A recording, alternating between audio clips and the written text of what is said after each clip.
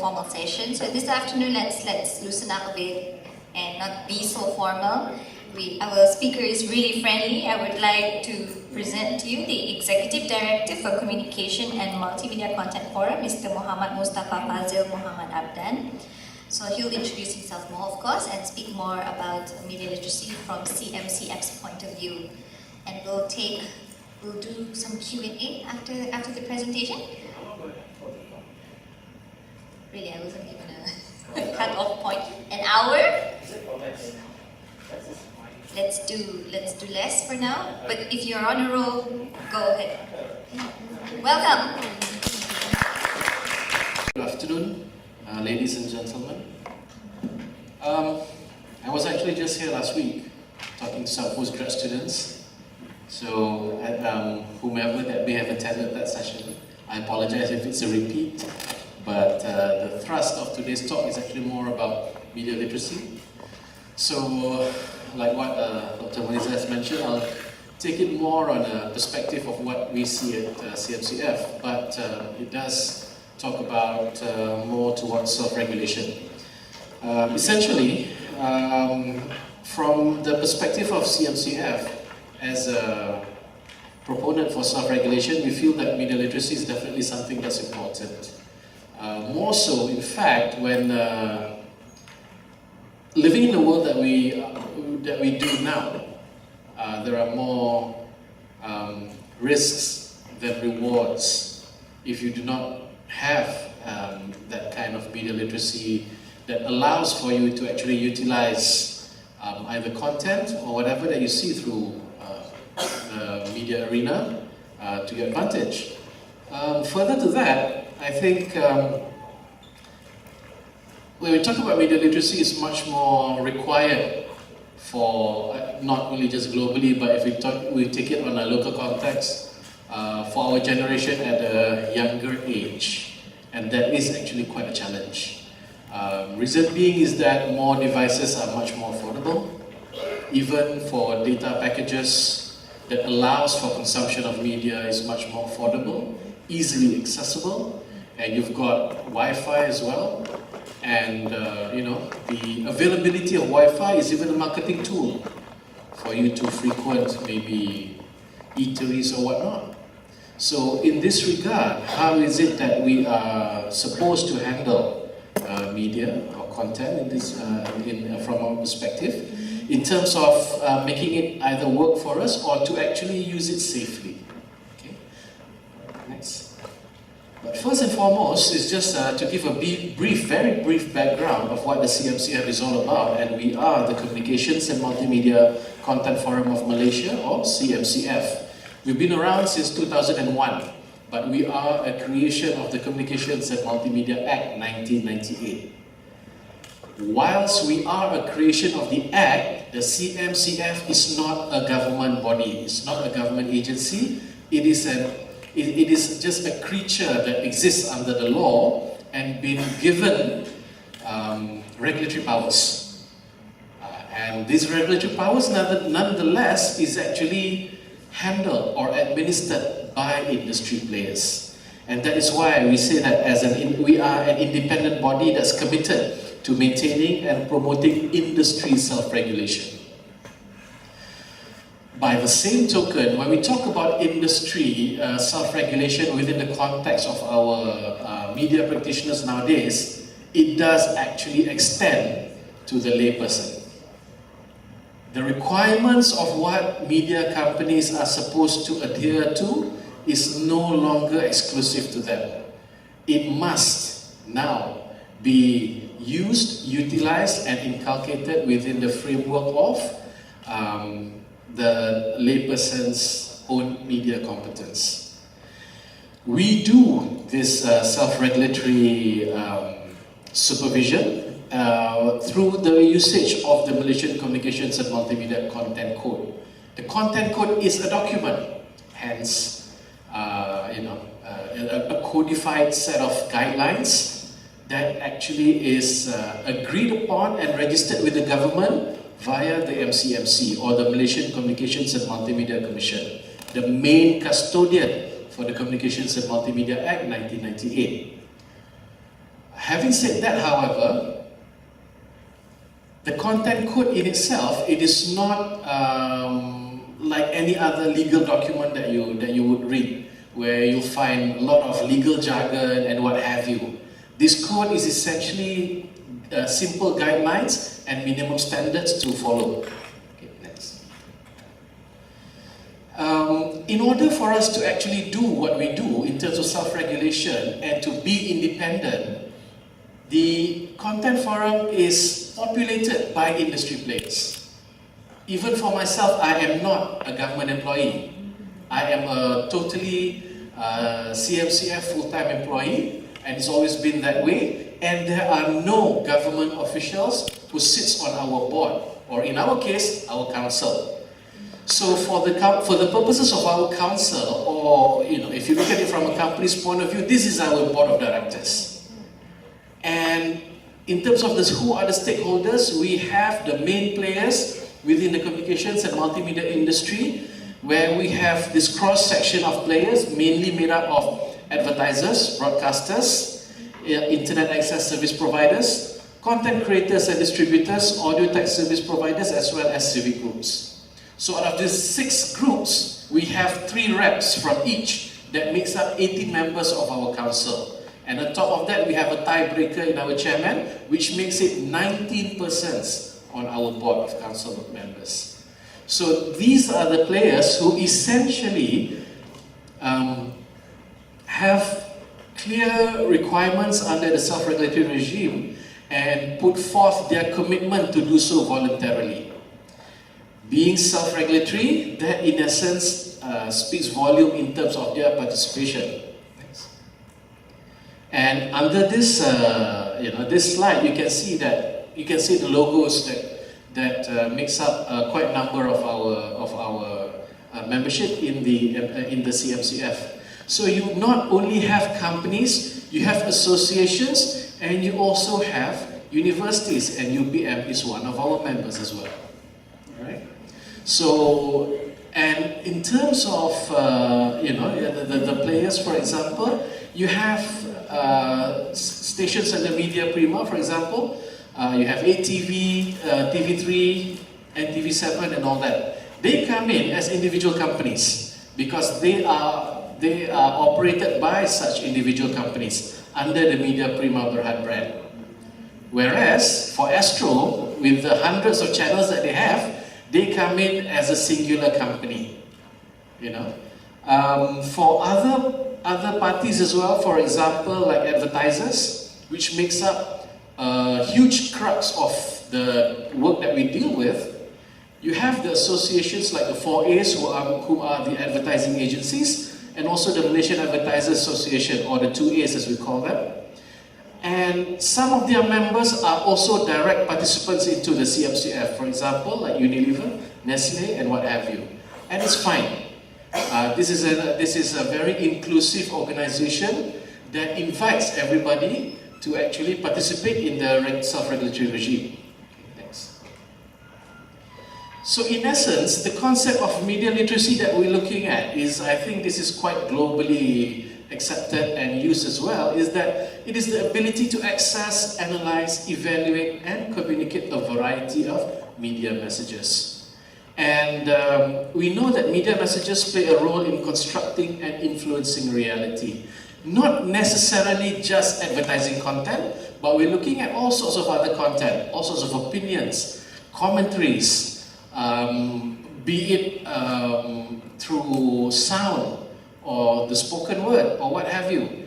Anything that can actually come in through such mediums. So, from our perspective, it is essential that media literacy goes hand in hand with the practices of self-regulation.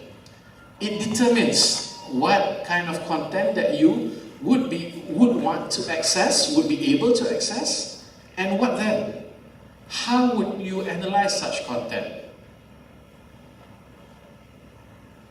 How then would you evaluate whether that content is suitable? It is something that is acceptable. It is something that you wish to re-communicate, if you like, or redistribute. And do you understand it enough to actually communicate it again? Such is the issues that we face now on social media as well. And that does bring about legal ramifications if you're not careful with it. Yeah? So you have action taken by the government against even social media users. And that is in essence why I say that the content code or the concept of self-regulation is no longer limited to industry players. It is very much an inclusive thing where everybody has a role to play and everybody has responsibility attached to the media that you either access or distribute or even create. Next. So therefore, media self-regulation in terms of how we see it to be most important is actually empowers a person or a company. And it does give you the right to choose, does give you the right to create, to be creative, and to also to be able to, distribute it in any way that you wish. But we stress that it begins at home and not in the office of lawmakers. And what sense is that? Because whenever you talk about any kind of regulation, it's always about some form of legal authority that comes in and provides such regulation. And it's not necessarily so. So in this regard, what we have under the CMCF through our content code is actually are actually just minimum standards. And we see that it begins at home, where I've already explained that media literacy is actually something that's supposed to be done by anybody and everybody. And it begins at home in a sense that it begins within your unit or your sphere of influence. It is much more easily understandable when you're in a company, where you are actually churning up content for the purpose of you running your company to gain profit. So therefore, it is, you realize it to be something that is from the office. But when it comes to the home ground, it is because we are all now content creators. Social media platforms also opens up the capabilities of a person in becoming content creators. And the devices that we have is much more enabling in that sense. So it's actually something that is to be used by all, not just players in the industry, but also everybody else. Obviously that it was initially drafted to address the industry concerns because they were, at one point, the only ones who were creating content. But that's no longer the case. And we definitely believe that it's the best tool to combat against any negative use of content because it is too fast. In terms of electronic content and whatever that the media that you get from the multimedia nowadays is very much subject to interpretation. It's very much subject to opinion. And therefore, it's something that no lawmaker anywhere in the world can actually put a stamp on it and make sure that it is, above and beyond reproach. No, it's not. So the best way that we feel is actually through self-regulation. Next. And our role, amongst others, is to enforce the principles that we have in the content code. And we do also coordinate the activities of our members. And we educate and create awareness on responsible content creation and usage, as well as to promote the concept of self-regulation as a form of practice to be adopted by basically all, especially those in the creative industry or creative business. Okay. Next. When we have the content code, if you look at it, right now it is a set of document that has these 10 parts. But these 10 parts actually make sense in terms of how it is to be utilized because it follows one another very closely and it has linkages between one sector to another. Say for example in part 1 of the introduction of the code, that is where you'll find definitions, almost just like any other probably act of parliament or what have you. You have certain definitions of what is in the industry. But amongst others, there's also some areas in the introduction part that tells about the jurisdiction of the CMCF, the jurisdiction of the code, how it is to be used, plus also certain areas of concern, which involves, among others, a defense against prosecution. The only self-regulatory code in the world, I believe, and I've not come across any other in other jurisdictions, that an industry code that allows for a defense against prosecution in the event that you actually follow the requirements of the code. Okay, I'll get into that a bit more later, but other than that, once you have understood the salient points of part 1, then you will get into part 2 of the code, and this talks about guidelines on content. These guidelines on content are general in nature. The guidelines on content also distill what is in section 211 of the CMA 1998, and that covers that no application service provider shall produce content that has intention to annoy, abuse, threaten or harass any person and all that. If you're a law student, you'll pick up the act, you read it, you probably will understand it better than a non-legal person. But even then, if you read the law, there's no specific interpretation of what is meant by indecent, obscene, annoying, and so on and so forth. And that is where the content code comes in to fill in the gaps. So once, under part 2 as well, it is a guideline that is to be used by all, regardless of whatever medium that you use to actually distribute your content. But for the purposes of the content code, in relation to the CMA 1998, is actually content that's transmitted through the electronic network medium. So we're talking about 4 main mediums here, which is TV, radio, internet, and mobile. And that's what you use every day.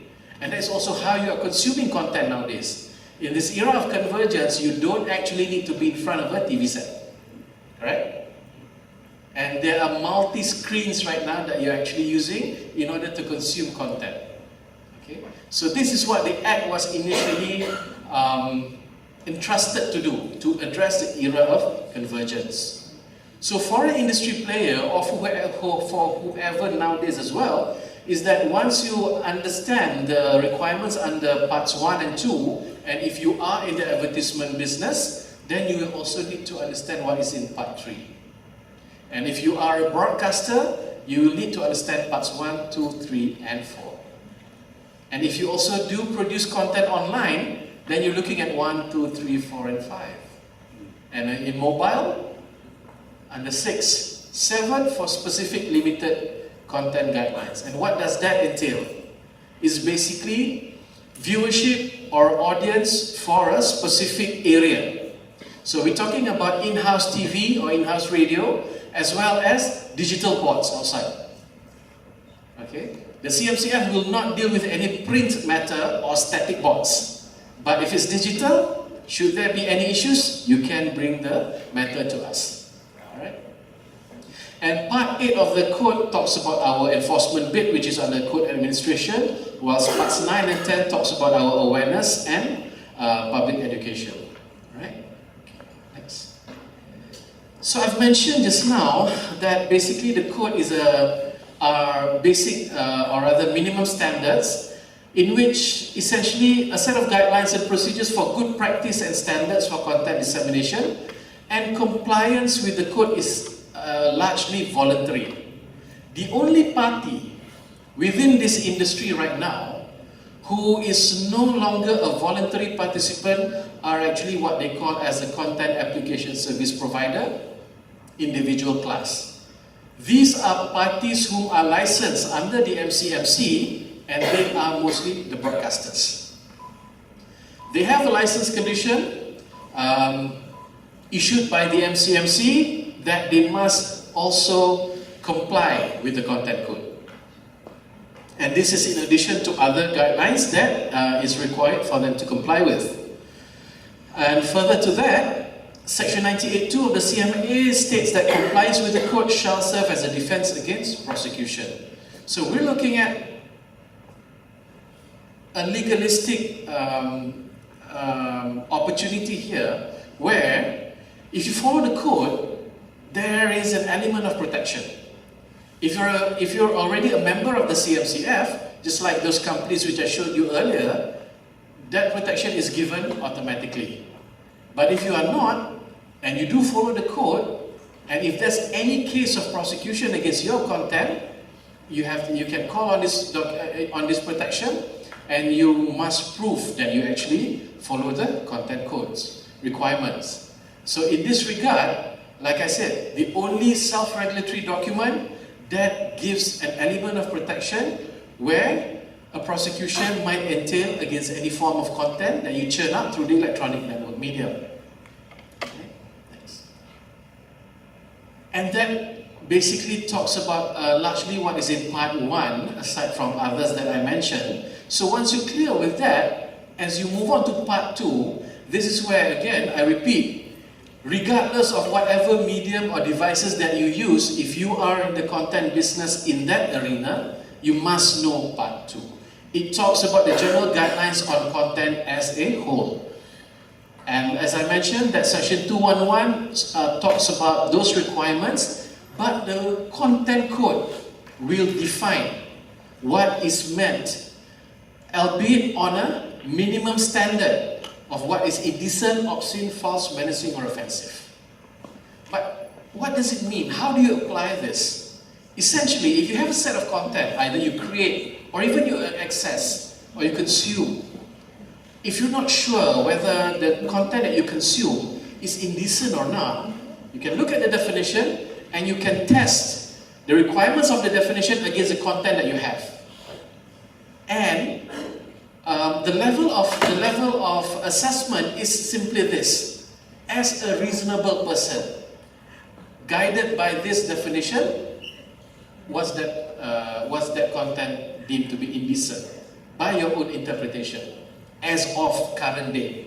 Not when we drafted the code way back in 2000 or whatever, or when we registered in 2004, but as at current day. And likewise for whatever that you may feel to be it obscene, false, menacing, or offensive. If it passed the reasonable test that you feel, then it's fine, you know. And if you wish to take a complaint against it, go ahead. So that essentially is how you can apply it if you're a consumer. But if you're a creator, you have a storyboard, you have a script, and that is also the same way that you will test it. Would reasonable people think that if I were to produce this content, it might be deemed to be indecent or obscene? And then you will have a semblance or an idea as to where your content can then progress to. It can be as simple as that. The problem that we face in the industry more often than not with creative people is that whenever they hear, oh, there's a code, or there's a regulation, they switch off and think that there's more stuff to comply with or what have you. But this is more of a guide. And these are just minimum standards, which means that, again, you test it against the requirements of the day, so you can move forward with creativity. And further to that, once that part is clear, if you're in the advertising sector, then you can look at the advertising guidelines, in which the key objective is basically to ensure continued reliable standards are maintained in the advertising service industry. And this applies to all advertisements communicated electronically through the 4 devices I mentioned just now. The advertiser is primarily responsible for any kind of advertising content that they produce or they distribute. But when we talk about an advertiser, it is actually not just limited to the product owner. It does go into a value chain of persons involved in it, which is covered under the code to be the advertisers, the advertising agencies, and persons who control the dissemination effort. So you're looking at a product owner, let's say a shampoo manufacturer. So it's that company. They appoint an advertising agency to create the ad, whether it's on radio, whether it's on TV, or even on the net. Right? And these agencies will also be responsible. And further to that, is also those who actually upload it on the net, or transmit it, or broadcast it. All of them are required to actually observe these guidelines. Case in point, whenever that we receive a case via our complaints bureau, if it deals with advertisements, one of the things that we ask for complainants to state is where did they actually see the content. If they actually saw it on a specific TV station, or they heard it on a specific radio station, we can actually inquire from these parties as well, and not necessarily have to go to the shampoo company itself, because they are also required to follow the code. Further to that, if you recall, just now I mentioned that CSP individual license holders are also required under their license conditions to comply with the guidelines, with the content code, which means that they needed to actually make sure that the advertisement that goes through their channel complies with the code. The responsibility lies through everybody within the value chain, and not just with the product owner only. Okay, next. Other than what is required within the advertising guidelines, also has relation to the broadcasting guidelines. For example, advertisements must conform to applicable laws and regulations. Easiest example that I often use is actually Panadol, or paracetamol, which is shown as an advert in our local market. And when you see the ad, how does it differ from other ads? As a medicinal product, it needs to carry a certain registration. And one of the registration numbers that you will see is the KKLIU number. And that number is required before the ad can actually be broadcasted. And that stands for the Medicine Advertisement Board of our Ministry of Health. Alright? So without that number, that advertisement cannot be broadcasted. And further to that, certain products will carry certain registration numbers other than that, which includes, like medicines, they have the MAL number and what have you. And then for pesticides, you also need to adhere to the relevant ministry's requirements that there must be a disclaimer or a statement to say that this is an pesticide advertisement. And likewise on radio as well. And you hear that when the ad plays. Okay?